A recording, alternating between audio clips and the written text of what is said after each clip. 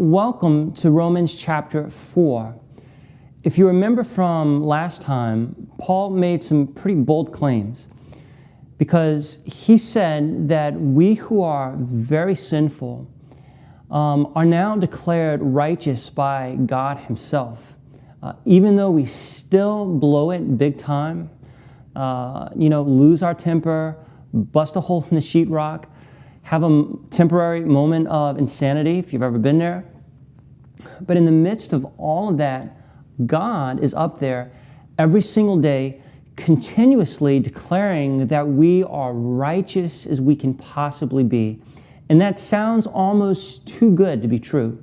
Like, what's the catch? Because my dad and my grandmother and my great-grandmother, they all told me the same thing, that when something sounds too good to be true, it usually is. And as I've gotten older, I've found that that's pretty much true. It's not cynicism, it's just reality land. And anybody that's lived for a little while understands this. Well, it was no different in Paul's day.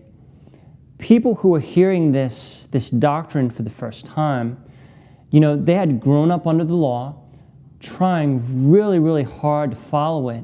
And out of the blue, here comes this guy named Paul, and he's claiming that righteousness isn't dependent on what we do at all, that you don't have to strive for it, you don't have to work for it, like the Jews were doing. Paul said it's a free gift. Well, imagine what these Jewish people must have thought. This sounds too good to be true. It sounds like a cult to me. It sounds like heresy. Some of you may remember a guy named David Koresh.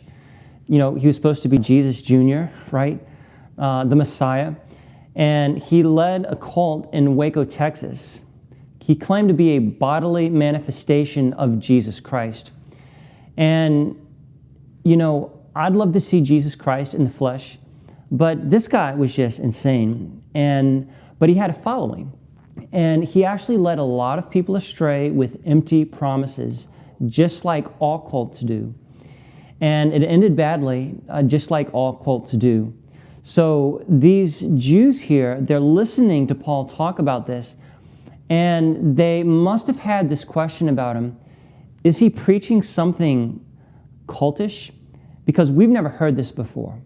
You can spot a cult a mile away because they always claim two things. They claim exclusivity. In other words, it's just us and nobody else. We have all the secret knowledge. We're the 144,000 and that kind of thing. Anytime you hear that, you know it's a cult because it claims exclusivity. So is that what Paul's doing? Is he being exclusive? No, he's not. He's saying that everybody, everywhere can be saved. Jews, Gentiles, everyone is offered the same gift. The second way you can spot a cult is claims of originality. In other words, we have a brand new revelation that nobody's ever heard before. Like, I had a dream or a revelation that only I know. Some angel appeared to me, sat on my bed. When you hear that kind of thing, you know that you've got the makings of a cult because it claims originality. The last person to really have an original thought was Adam, and it wasn't a good thought.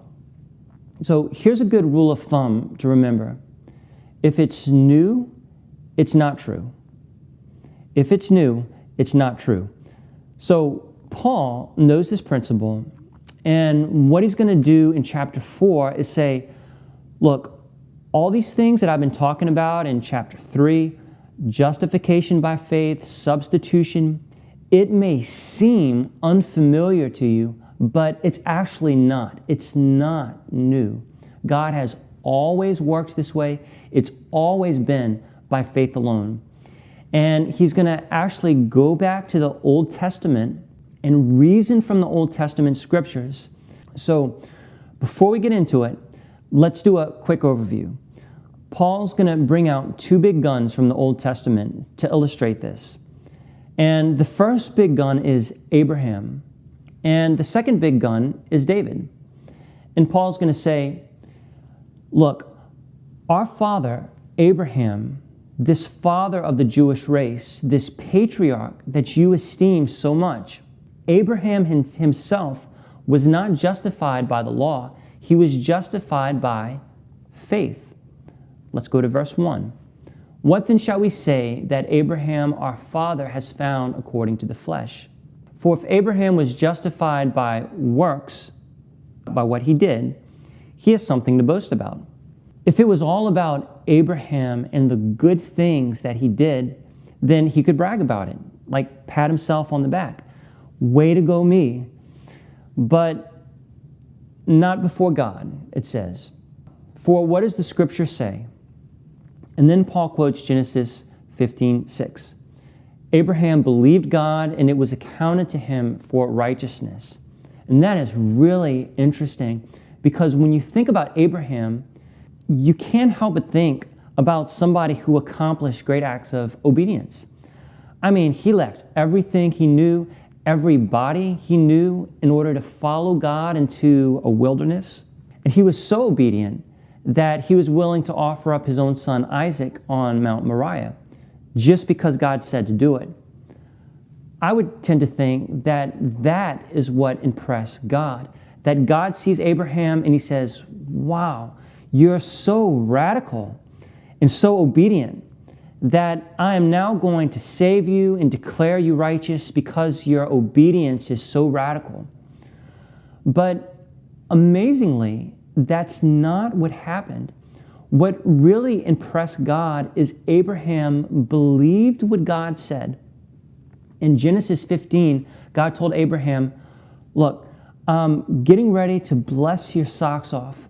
I'm going to give you land. I'm going to give you descendants as numerous as the stars. And Abraham said, wow, okay, I'll take it. He just believed God. And that is what really impressed God. Even way back then, it was by faith, not works. And it's the same with us today. We tend to think that God's impressed with all of our, amazing deeds, our big exploits. But God is still looking for people who will just believe what he says. Take him at his word. It's not something new. It's always been that way. And that's what he's telling his fellow Jews here. It's always been this way. And Paul will continue with this thought in the next verse. And we'll talk about that tomorrow. So I'll see you then.